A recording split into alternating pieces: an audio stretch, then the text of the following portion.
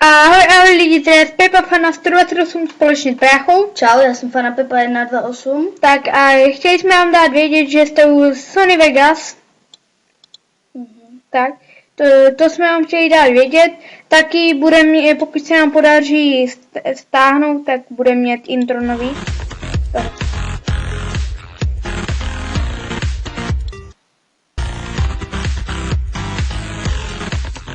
Já to ještě restartnu, ať to vidíte.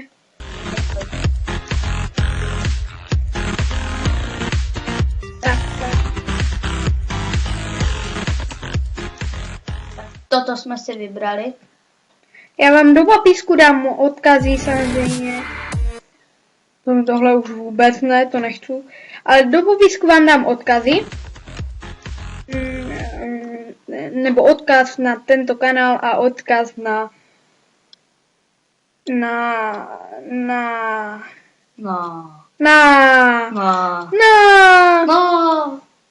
tohle video, takže tak. Camtasia, dále budu točit Frapsem a Sony Vegas, tam budu renderovat. Camtasia Studio je dobrý, ale nejde vůbec vyslovit.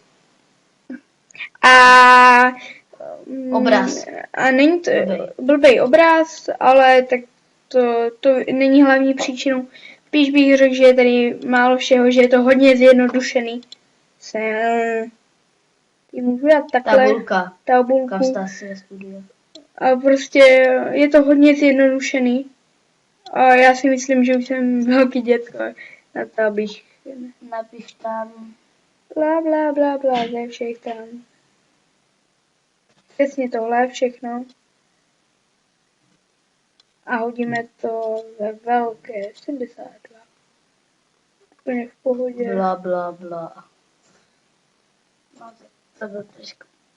No, hej. A prostě tak. A hodně mě to štvalo. A tak prostě nic nebude. A budu mít Sony Vegas společně s Bráchou. Takže oříznout samozřejmě. A takovýhle blbosti to je všechno základní, ale ne pro nás. Takže my se s vámi loučíme a u dalšího videa. Čau.